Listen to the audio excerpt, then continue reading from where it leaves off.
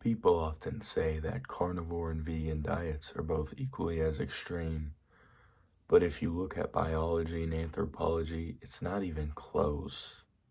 One of them is an absolute clown show, and one of them is totally legitimate. Most people in the nutrition space promote a balanced diet, but tons and tons of people have gotten great results by going away from mixed diets, avoiding the Randall cycle, and going to both ends of the extreme. But, like everything in life, there's only one correct answer. Now, we all know by now that humans started out as hunter-gatherers. Now, because of the evidence behind this, general scientific consensus has said that humans are omnivores. Although humans have eaten both plants and animals, the definition of omnivore is used extremely incorrectly, and you actually don't need one of the food groups at all. Not one single gram. Alright, let's just get this out of the way really quick. Humans are not herbivores. It is physiologically impossible. We are monogastric animals. We do not have multiple stomach chambers. Our appendix does not break down fiber. When you eat fiber, not only do you not absorb it, but it actually blocks the absorption of tons of other things. Herbivores have certain bacteria in their gut that literally turn fiber into short-chain fatty acids and amino acids, plus all the rest of their nutrition.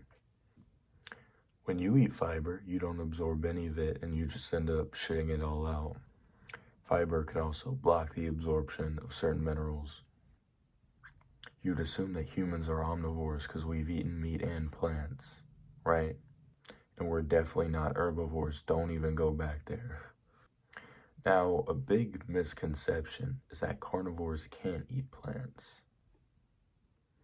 Hypercarnivores are only required to eat 70% meat, only 70%. If you look at the paleo diet, when we hunted the megafauna, we would have eaten way more than only 70%.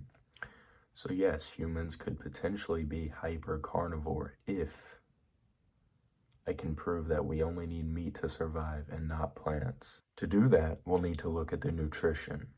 Now, it turns out every essential fatty acid, amino acid, vitamin, and mineral is found in both plants and animal products, except one, B12. Now, you can actually make B12 in your small intestine, but then you would literally have to eat your shit. Surprisingly, that's actually what gorillas do. Supposedly, that's why they'll throw shit at you at the zoo if you look B12 deficient. Now, before you start eating your own shit, maybe consider going carnivore because it does have all the essential nutrition. You do not need fiber. You do not need carbohydrates. When your GLUT4 receptors are down, you only need a small, tiny amount of vitamin C, which is in meat, as a fact. Do not argue that. When we look at the non-essential nutrients in plants versus animals, it is astonishing. Now, plant-based proponents will talk all the time about polyphenols and antioxidants, but the funny thing is those polyphenols are supposed to protect you from the damn plant, from the sugar. So they have all these health benefits that you don't need if you don't eat the damn sugar or the fiber or whatever. And antioxidants are in meat, by the way. You know what else is in meat? DHA, EPA, taurine, anserine, carnitine, creatine. Certain people have certain deficiencies because they can't convert or make certain nutrients. Some people can't make enough carnitine, which, can really mess them up mentally. So even if you were to eat plants as a hunter-gatherer, you wouldn't have access to them year-round. You wouldn't eat them too often. You wouldn't have all this variety, all these rainbow colors of fruits and vegetables. That's just impossible. The Columbian Exchange, going to the store, buying all these things, that's a modern invention. That's not consistent in anthropology at all. And during an ice age, people would only have access to meat. They wouldn't eat any plants for the entire ice age. And you clowns think you still need plants? Wow.